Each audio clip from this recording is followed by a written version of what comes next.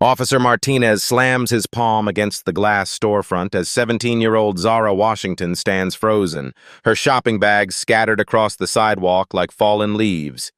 The sound echoes through the busy downtown Seattle street, causing dozens of shoppers to turn and stare.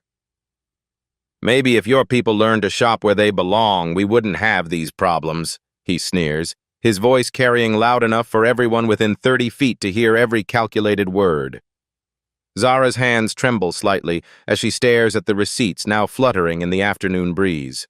Her Stanford acceptance letter peeks out from her purse, a stark contrast to the humiliation unfolding before the growing crowd of onlookers. Some pull out phones, others simply watch in uncomfortable silence. What happens next will expose a truth so shocking that it will change everything you think you know about power, assumptions, and the dangerous game of judging people by their appearance. Have you ever witnessed someone abuse their authority simply because they thought no one important was watching? Downtown Seattle's premier shopping district buzzes with the energy of a typical Saturday afternoon. The gleaming storefronts of high-end boutiques reflect the city's tech wealth, while street performers and food trucks add vibrant life to the polished concrete sidewalks. This is where old money meets new fortune, where appearances matter, and where assumptions can prove deadly wrong. Zara Washington had started her day with pure excitement. At 17, she carried herself with the quiet confidence that comes from being raised right. Honor roll student, debate team captain, early admission to Stanford with a full academic scholarship. Today's mission was simple: find the perfect prom dress with money she'd earned from her part-time job at the community center. Her father had taught her to always keep receipts, always be polite, and always remember that how others treat you says nothing about your worth. She had no idea these lessons would be tested in the most public way possible. Officer Derek Martinez, 35 years old with 8 years on the force, saw the world through a very different lens. To him, this upscale district wasn't just a beat to patrol. It was territory to protect. In his mind, he was the guardian of order, the thin blue line between chaos and civilization. His personnel file contained 12 complaints from minority citizens, all dismissed as unfounded or unsubstantiated. Martinez had bigger ambitions. The detective promotion he'd been chasing for 2 years seemed within reach, especially if he could demonstrate his ability to maintain community standards. Today, he was partnered with Officer Jenny Sullivan, a 28-year-old rookie whose discomfort with his methods was becoming increasingly obvious. Sullivan had joined the force to serve and protect, inspired by community policing ideals she'd studied in criminal justice school. 3 months partnered with Martinez had shown her an uglier reality, one where prejudice masqueraded as procedure, where assumptions replaced investigation.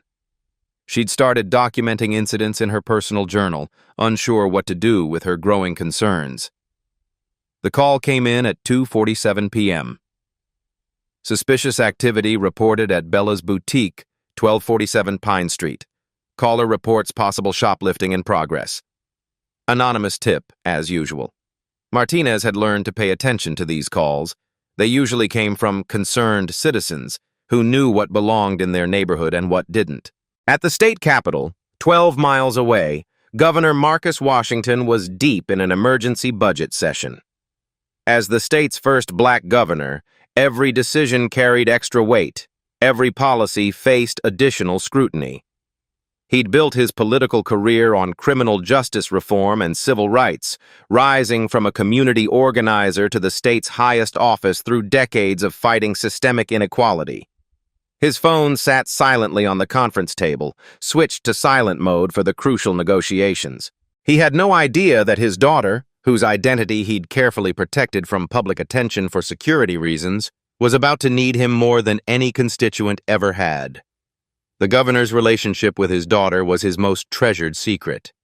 To protect Zara from the political spotlight and potential threats, they'd agreed to keep their connection private.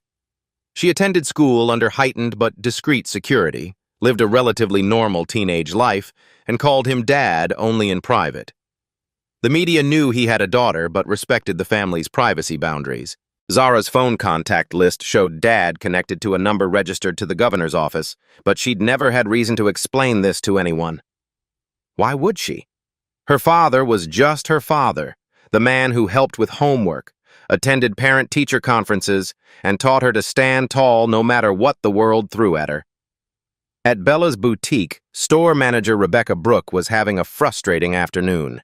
The security system had been glitching all week, setting off false alarms randomly. Corporate kept promising a technician soon, but meanwhile she was dealing with embarrassed customers and malfunctioning sensors that wouldn't deactivate properly. When Zara selected a beautiful burgundy dress, $389, including tax, paid for with carefully saved $20 bills and her debit card, Rebecca had carefully removed what she thought were all the security tags. The transaction was clean, legitimate, recorded on multiple cameras. Zara left with her receipt, her bag, and a smile. 30 seconds later, the alarm screamed. The malfunction triggered the silent alarm that automatically contacted security services. By the time Rebecca realized her mistake with the sensor system, patrol cars were already en route. Martinez saw this as an opportunity, a chance to demonstrate the proactive policing that would surely impress his superiors. The afternoon crowd that had gathered was diverse. Tech workers grabbing weekend shopping, families with children, tourists exploring the district, local business owners taking breaks. Most had their phones ready, a generation raised on social media and viral videos. They sensed drama brewing but couldn't yet imagine how explosive this ordinary Saturday was about to become. Zara stood on the sidewalk, receipt in hand, confused by the alarm but confident in her innocence. She'd done nothing wrong. Her father had always told her that truth was her shield, that honesty would protect her from false accusations. She believed this completely. Martinez approached with the swagger of someone who believed he controlled the narrative. In his experience, situations like this followed predictable patterns. Make the arrest. Let the courts sort out the details. Move on to the next call. He'd done this dozens of times before without consequence. What neither Martinez nor anyone else in that crowd could have predicted was that this particular Saturday afternoon was about to become a masterclass in the dangerous assumptions people make about power, privilege, and who really matters in America. The pieces were all in place. An innocent teenager, an overeager cop, a crowd with cameras, and a father who happened to control the entire state's law enforcement apparatus. All that remained was for someone to light the fuse. The security alarm's shrill wail cuts through the afternoon air like a knife. Zara freezes on the sidewalk, her burgundy dress bag in one hand, receipt in the other, genuinely confused by the sudden commotion. She turns back toward Bella's boutique, thinking perhaps she should explain to the manager that she paid for everything. That's when Martinez's patrol car screeches to the curb. He steps out with the calculated swagger of someone who believes he owns the street. His hand rests casually on his radio as he surveys the scene. Young black girl, high-end boutique, alarm blaring. In his mind, the math is simple and the conclusion predetermined. "Step away from the bag and put your hands where I can see them," Martinez barks, his voice carrying the authority he spent 8 years perfecting. Zara complies immediately, raising her hands while still clutching her receipt. "Officer, there's been some mistake," she says, her voice calm and respectful, exactly as her father taught her. "I have my receipt right here. I paid for everything." Martinez doesn't even glance at the paper she's holding. "I know your type," he says loud enough for the growing crowd to hear, "probably using stolen credit cards anyway." Officer Sullivan emerges from the passenger side, her body language already showing discomfort.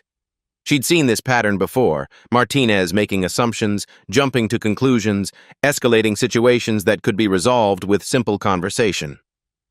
"Derek, maybe we should check with the store manager first," Sullivan suggests quietly. Martinez waves her off dismissively. "I've got this handled, rookie." Inside the boutique, Rebecca Brooke realizes her mistake. The security sensor hadn't been properly deactivated, a malfunction she'd been dealing with all week. She grabs the store's backup receipt printer and rushes toward the door, but freezes when she sees the police confrontation developing outside. The crowd is growing. Shoppers stop mid-stride, pulling out phones. Parents usher children to safe distances while keeping their cameras rolling. Everyone senses they're about to witness something significant. "Empty the bag," Martinez commands. "Slowly." Zara carefully removes the dress, still in its protective covering, and places it on the hood of the patrol car. The price tag is clearly visible, $389. Her receipt shows the exact same amount, same timestamp, same transaction number. Martinez examines neither. "Probably forged," he announces to no one in particular. "These organized retail theft rings are getting sophisticated." The accusation hits Zara like a physical blow. She's never stolen anything in her life. Her part-time job at the community center pays minimum wage, but she's been saving for months specifically for prom expenses. Every dollar in her account was earned through honest work. "Officer, you can verify the transaction with the store," Zara says, her voice beginning to show strain. "The manager saw me pay." Martinez turns to the growing crowd of onlookers, performing now for what he sees as his audience. This is what happens when people think they can come into decent neighborhoods and help themselves to whatever they want. Several people in the crowd shift uncomfortably. A few start recording more obviously. The energy is changing from curiosity to concern. Zara reaches for her phone, thinking she should call someone. Her father had always told her, "If you're ever in trouble and I can't be reached, call anyway. Leave a message. Help will come." Martinez sees the movement and reacts instantly. "Drop the phone." He knocks it from her hands with enough force that it skitters across the concrete, the screen cracking on impact. "No calling your dealer friends," he sneers. The phone lands face up near the curb. The cracked screen still shows the incoming call notification. Dad calling. But Martinez is too busy addressing the crowd to notice the specific caller ID details. That's when the second patrol car arrives. Martinez radios his backup. "Got another shoplifter. Young female, African-American, probably part of that organized retail theft ring we've been tracking." None of this is true, but the responding officers don't question his assessment. They see Martinez, they see the girl, they see the boutique alarm still wailing, and they assume guilt. Officer Sullivan watches her body camera recording every word, every gesture, every dangerous assumption. She's documenting something that feels wrong, but she doesn't yet realize she's recording what will become the most important evidence in her career. The crowd presses closer. Phones capture every angle. Social media posts begin with hashtags about police overreach and racial profiling. What Martinez doesn't know is that 12 miles away, a governor's emergency meeting is about to end early, and 3 black SUVs with state security detail are about to receive the most urgent dispatch of their careers. Martinez approaches Zara with handcuffs gleaming in the afternoon sun. The crowd's murmur grows louder. This feels wrong to everyone watching. A simple store alarm has somehow escalated to an arrest without any investigation, without any attempt to verify the obvious evidence sitting right there on the patrol car hood. "Turn around, hands behind your back," Martinez commands. "Officer, please," Zara says, her voice cracking slightly. "Just call the store manager. She can explain about the sensor malfunction. I have my receipt, my debit card transaction." The handcuffs click into place with a sound that seems to echo off every storefront. Zara's composure finally begins to crumble. This isn't how the world is supposed to work. This isn't the America her father has spent his career trying to build. Rebecca Brooke finally finds her courage and rushes out of the boutique, receipt printout in hand. "Officer! Officer, there's been a mistake!" Martinez barely glances at her. "Ma'am, please step back. These criminals forge receipts all the time. We've seen this scam before." "But I processed the transaction myself," Rebecca insists, waving the store's backup receipt. "The security system has been malfunctioning all week. She paid for everything legitimately." "Store managers get pressured to provide fake alibis," Martinez explains to his backup officers, speaking loud enough for the crowd to hear his expertise. "It's part of the organized retail theft operation." The backup officers nod along, They trust Martinez's experience, his reputation, his confident assessment of the situation. None of them question why a teenage girl would orchestrate an elaborate retail theft conspiracy for a single prom dress. Officer Sullivan steps closer to her partner. "Derek, the store manager is trying to tell us something important. Maybe we should—" "Sullivan, secure the perimeter," Martinez snaps. "Keep these people back while I handle the arrest." But the people don't want to be kept back. The crowd has grown to over 50 onlookers, and their energy is shifting from curious to angry. Someone shouts, "Let her call her parents!" Another voice adds, "Check the damn receipt!" Martinez feeds off the attention. In his mind, this public demonstration of authority will showcase his leadership qualities. He imagines his supervisors watching the news coverage later, impressed by his decisive action and crowd control. He begins searching through Zara's purse, dumping contents onto the sidewalk for everyone to see. Lipstick, wallet, car keys, gum, and then her Stanford acceptance letter, still crisp and official in its university envelope. Martinez examines the letter with theatrical skepticism. "Stanford University, huh?" He holds it up for the crowd to see. Probably fake, too. Affirmative action doesn't make you smart enough for Stanford. The crowd's reaction is immediate and visceral. Several people gasp audibly. A middle-aged woman calls out, "That's completely inappropriate." A teenager starts a live stream with the caption, "Police officer making racist comments." But Martinez is just getting started. He calls for juvenile transport, radio crackling with official-sounding codes and procedures. "I need a pickup for a robbery suspect minor and flight risk." None of these descriptors apply to Zara, but his fellow officers dutifully note them in their reports.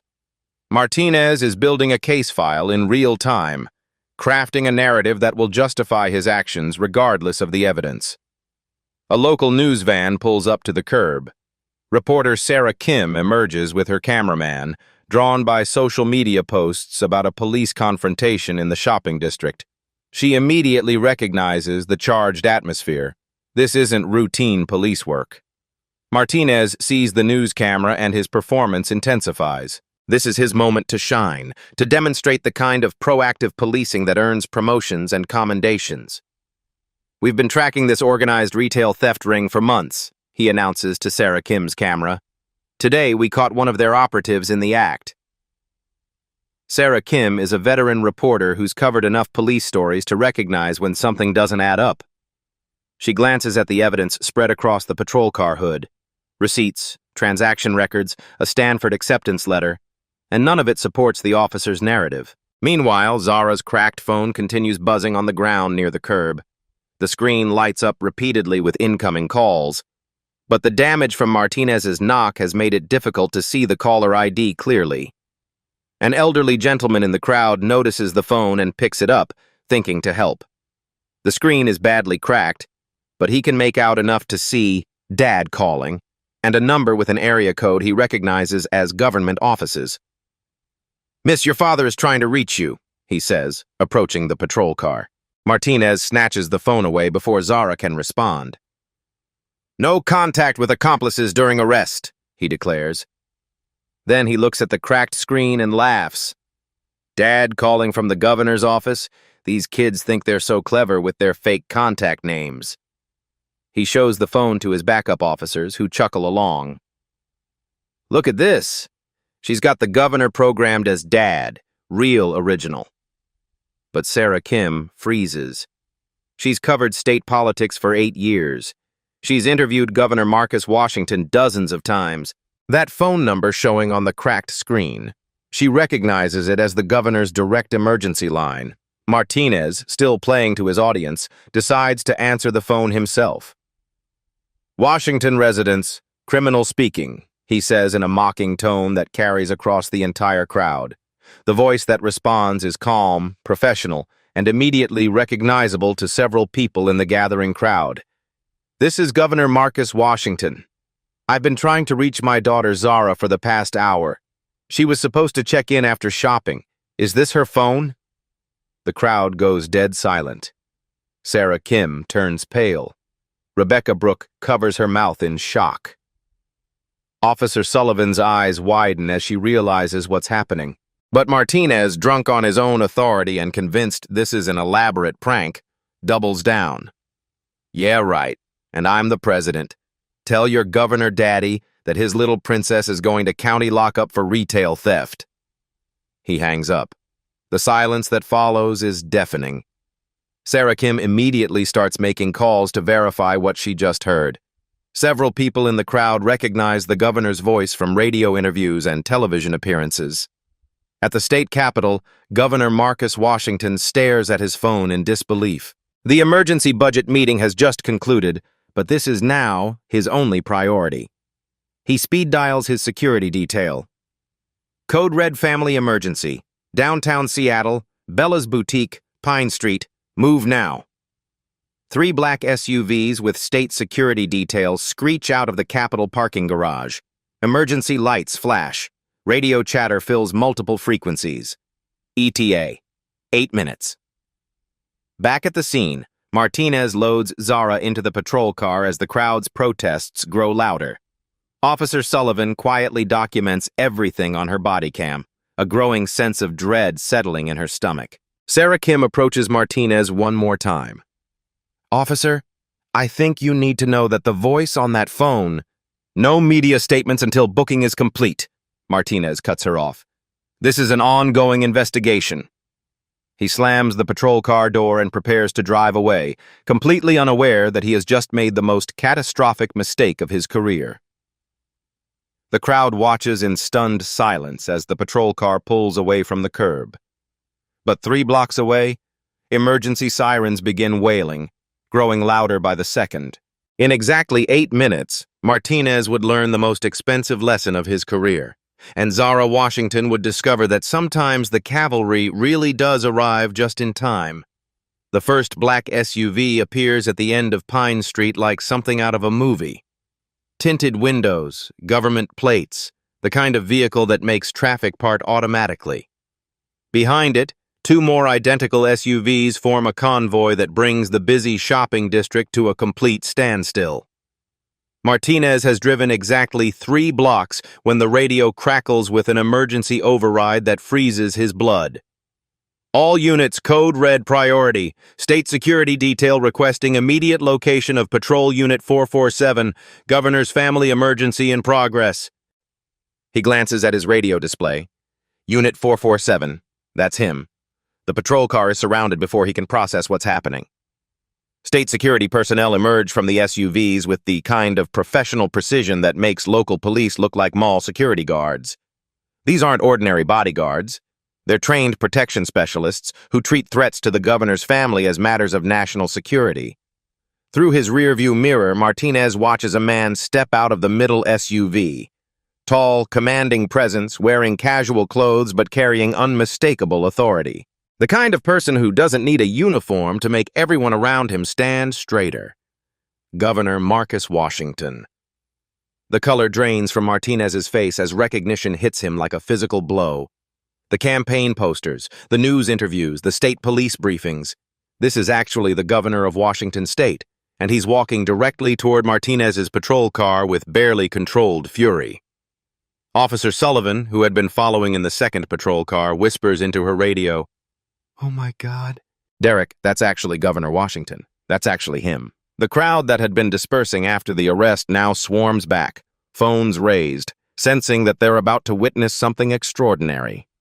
Sarah Kim's cameraman captures every second as the governor approaches the patrol car where Zara sits in handcuffs. Governor Washington's voice carries the weight of absolute authority when he speaks. "Officer Martinez, I believe you have my daughter in your patrol car." Martinez's hands shake as he steps out of the vehicle. His earlier confidence has evaporated completely, replaced by the dawning realization that his career, his pension, his entire future has just imploded in the span of 30 seconds. "Sir, there must be some mistake," Martinez stammers. "This suspect was involved in organized retail theft. My daughter's name is Zara Washington." The governor cuts him off, his voice steady but carrying the kind of controlled anger that makes seasoned politicians step back. "She's 17 years old, honor student, debate team captain, early admission to Stanford University. She was shopping for her prom dress with money she earned from her part-time job at the community center. The governor pauses, letting each word sink in before delivering the knockout blow. Now explain to me why my daughter is sitting in handcuffs in the back of your patrol car. Rebecca Brooke rushes forward from her boutique, transaction records clutched in her hands like evidence at a trial. Governor Washington, I can confirm everything. Your daughter made completely legitimate purchases in my store. She paid with her own debit card and cash. The alarm malfunction was our fault. Our security system has been glitching all week. She hands him the receipts, the transaction logs, even pulls up security footage on her tablet showing Zara's entire shopping experience. She did absolutely nothing wrong, sir, nothing at all. The crowd of witnesses that Martinez had dismissed as irrelevant suddenly becomes a jury of his peers. One by one, they step forward with their phone recordings, their testimonies, their documentation of every word he'd spoken. A middle-aged business owner speaks up. Governor, I recorded the officer's racial comments about your daughter in Stanford University. He said affirmative action doesn't make people smart enough for Stanford. A teenager holds up her phone. I got him mocking you when you called. He said, tell your governor daddy that his little princess is going to county lockup. Sarah Kim approaches with her professional camera equipment. Governor Washington, I have complete audio and video documentation of this entire incident, including Officer Martinez's response when you called your daughter's phone. The reporter plays back the recording, and Martinez's mocking voice echoes across the silent street. Yeah, right, and I'm the president. Tell your governor daddy that his little princess is going to county lockup for retail theft. The sound of his own words, played back in front of the governor himself, makes Martinez visibly shrink. He realizes that every assumption he'd made, every stereotype he'd applied, every power play he'd attempted has been captured and documented by dozens of witnesses. Governor Washington turns to address the crowd and cameras, but his words are clearly meant for a much larger audience. What you witnessed today wasn't just an attack on my daughter. It was an attack on every young person of color who's been presumed guilty simply for existing in spaces where others think they don't belong. The crowd erupts in spontaneous applause. The energy shifts completely, from anger at injustice to celebration of accountability. People start chanting, "Justice for Zara," and "No more racial profiling." Police Captain Rodriguez arrives on scene, summoned by the governor's security detail. His face shows the expression of someone who knows his department is about to become front-page news for all the wrong reasons. Governor Washington, I sincerely apologize, he begins. Captain, save your apologies for the reform plan I expect on my desk Monday morning, the governor responds. Right now, I want Officer Martinez and his partner suspended pending a full investigation. Martinez tries one last desperate attempt to save his career. Sir, I was following standard procedures for suspected retail theft. Standard procedures? Governor Washington's voice rises for the first time. Standard procedures include refusing to examine receipts? Standard procedures include making racist comments about Stanford University? Standard procedures include mocking a parent trying to reach his child. Officer Sullivan steps forward, her body camera still recording. Governor Washington, I documented everything on my body cam. Officer Martinez refused to follow proper procedure multiple times. He made statements that violate department policy and basic human decency. Her decision to speak up transforms her from complicit observer to key witness. The crowd recognizes her courage and begins applauding her as well. Captain Rodriguez immediately radios for internal affairs. I need IA units to Pine Street immediately. We have officers to be suspended and evidence to secure. As Martinez's handcuffs are removed and handed to internal affairs investigators, the irony isn't lost on anyone present.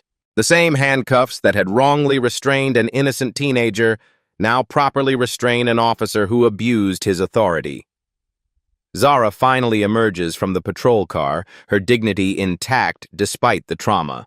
The crowd cheers as she's reunited with her father, but she maintains the composure that had impressed everyone throughout the ordeal. Governor Washington embraces his daughter, and for a moment the powerful politician disappears, replaced by a father whose child was in danger. "Are you okay, sweetheart?" "I'm okay, Dad," Zara responds, though her voice carries the weight of what she's experienced. "I did everything you taught me. I stayed calm, I was respectful, I had my receipts." "You were perfect," he tells her. "This was never about what you did or didn't do. This was about someone else's prejudice and assumptions." Sarah Kim's live news feed has already gone viral. #Justice for Zara begins trending nationally within minutes. The footage of Martinez's arrest starts spreading across every social media platform. The governor addresses the cameras one final time. "This incident will not be swept under the rug. My administration will conduct a full investigation, not just into today's events, but into the systemic issues that allowed this to happen. Every citizen of this state deserves to be treated with dignity and respect, regardless of their race, age, or perceived social status." As Internal Affairs leads Martinez away, he passes the same crowd he had tried to perform for just an hour earlier. Their phones capture his walk of shame, the complete reversal of power that transforms authority into accountability. The shopping district that had been a site of humiliation becomes a place of justice. The community that witnessed discrimination now celebrates the consequences of prejudice. And somewhere in the crowd, an elderly man who had tried to help Zara with her phone smiles and thinks about how assumptions can destroy careers in an instant when the truth finally comes to light. The handcuffs fall away from Zara's wrists with a metallic click that seems to echo across the entire shopping district. For the first time in over an hour, she can move her arms freely, rub the red marks where the metal had pressed too tightly, and truly breathe again. The contrast is striking and intentional. Where Martinez had roughly shoved her into the patrol car, the governor's security detail treated her with professional respect and genuine concern. They offer her water, ask if she needs medical attention, and create a protective barrier between her and the still-growing crowd of onlookers and media. Governor Washington wraps his daughter in an embrace that speaks volumes about their relationship. This isn't a political photo opportunity. This is a father who genuinely feared for his child's safety and well-being. The powerful politician who commands respect from world leaders becomes simply a dad whose teenager was in trouble. "I'm so proud of how you handled yourself," he tells her quietly, away from the microphones. "You showed them exactly who you are." The immediate aftermath moves with swift precision. Captain Rodriguez, already on his phone with Internal Affairs, announces the preliminary actions being taken. Officer Martinez is suspended without pay effective immediately. A full investigation will begin Monday morning. Officer Sullivan will be temporarily reassigned pending review of her role in these events. Martinez's consequences cascade rapidly. The patrol car is impounded as evidence. His body cam and dash cam footage are secured by investigators. Most damaging of all, his previous cases involving minority defendants are now flagged for mandatory review. The 12 complaints that had been dismissed as unfounded are suddenly very much worth investigating. Officer Sullivan makes a choice that will define the rest of her career. Approaching Governor Washington directly, she removes her body camera and hands it to him personally. "Sir, everything is documented here. Every word, every action, every violation of protocol. I want to make sure you have the complete record." Her decision to side with justice over loyalty earns respectful nods from the crowd. Several people approach her to shake her hand, recognizing the courage it takes to stand up to a partner's misconduct. The community response is immediate and powerful.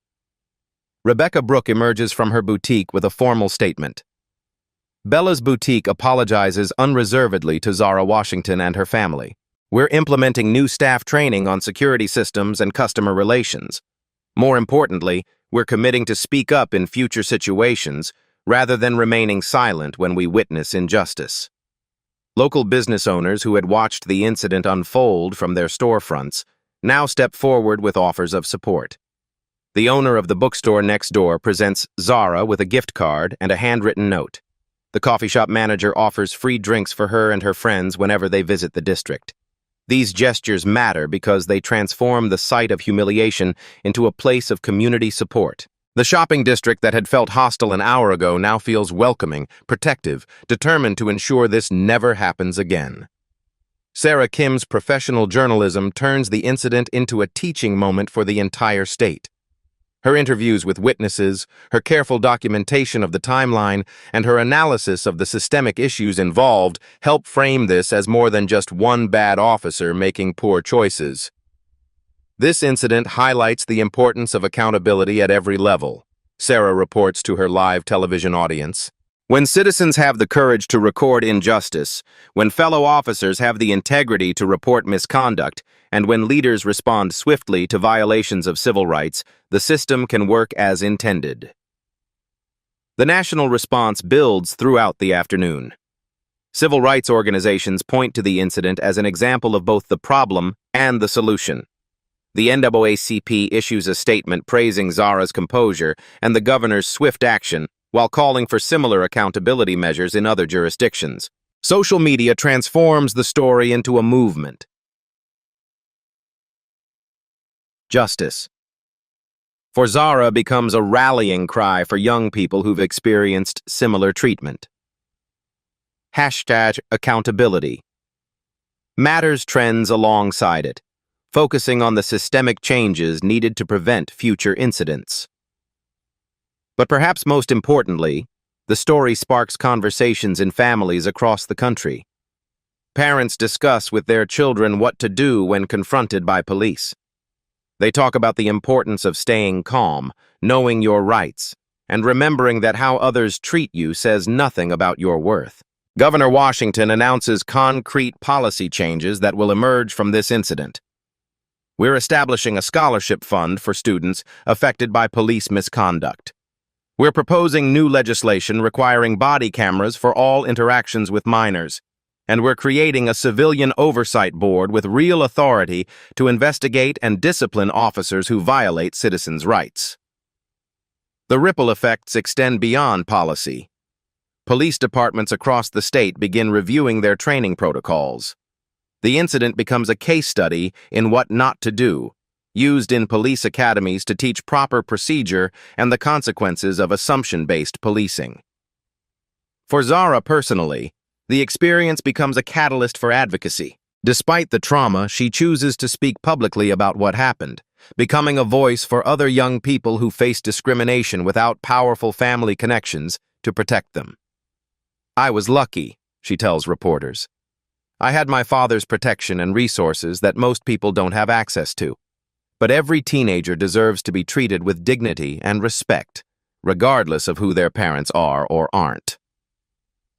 Her Stanford acceptance letter, which Martinez had mocked as probably fake, becomes a symbol of perseverance in the face of prejudice. The university itself issues a statement supporting Zara and announcing a new initiative to address bias in college admissions and campus life. The shopping district itself undergoes a transformation.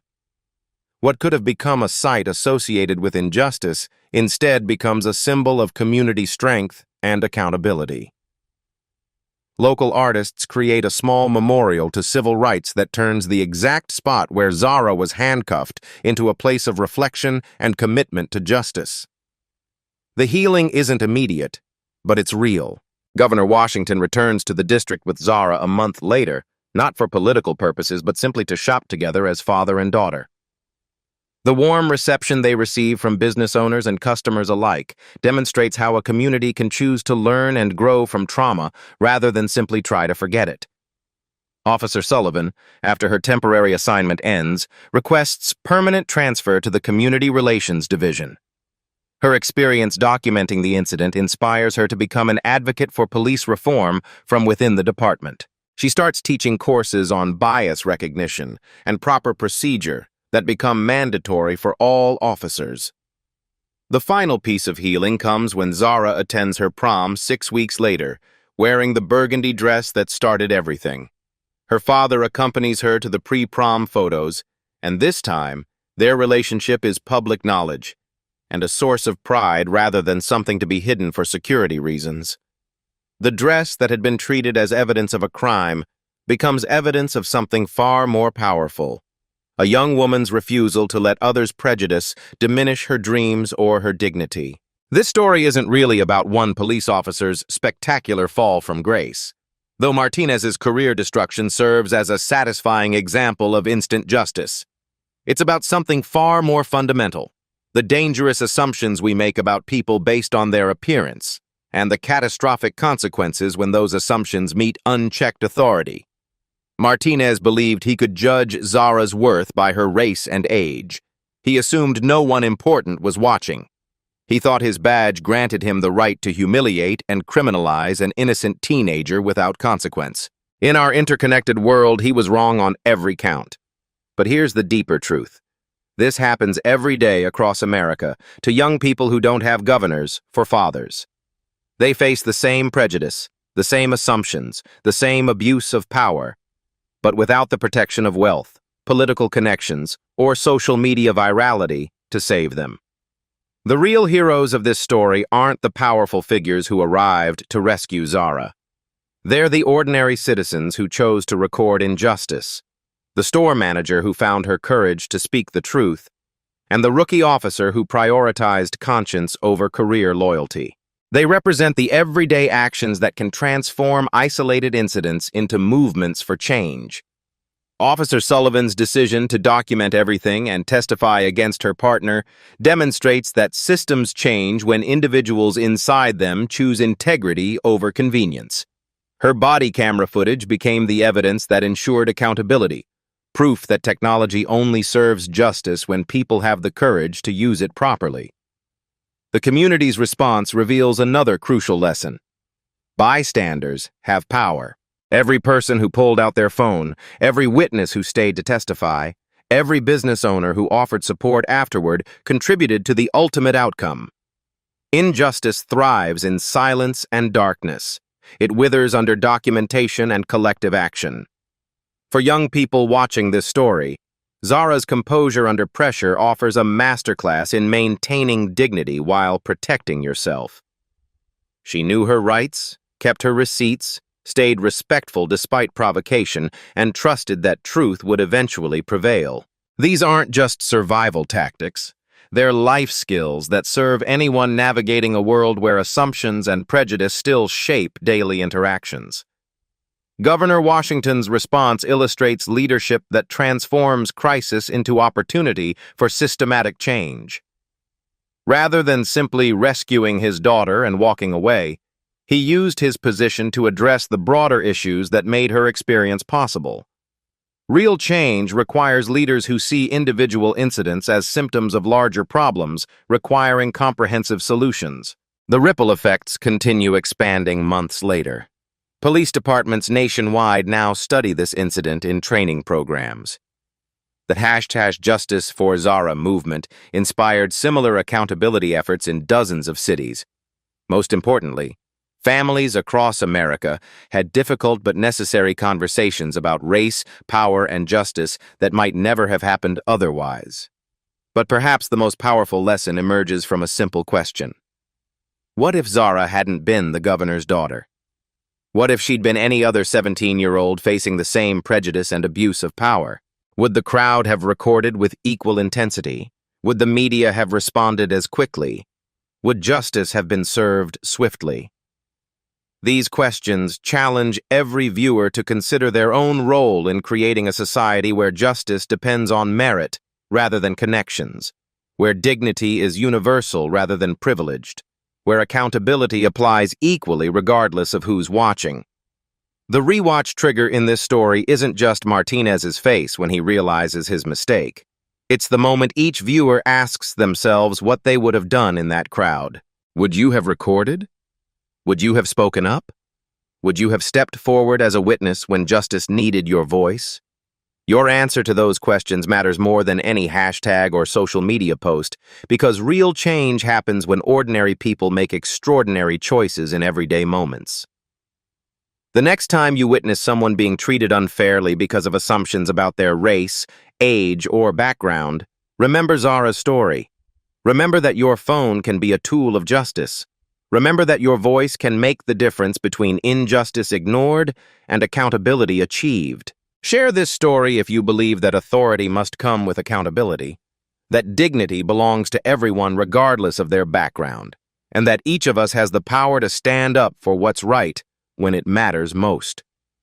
Subscribe to Black Voices Uncut for more real-life stories of quiet power creating loud change. These touching stories of resilience, intelligence, and transformation need to be heard. Hit that notification bell, because when we amplify Black stories, we change the narrative for everyone. The question isn't whether you'll encounter injustice in your community. You will. The question is whether you'll have the courage to do something about it when the moment comes. Because in the end, we don't need more governors to create justice. We need more citizens willing to act like Officer Sullivan, like the witnesses who stayed to testify, like the community that chose healing over hatred. What will you choose when your moment comes?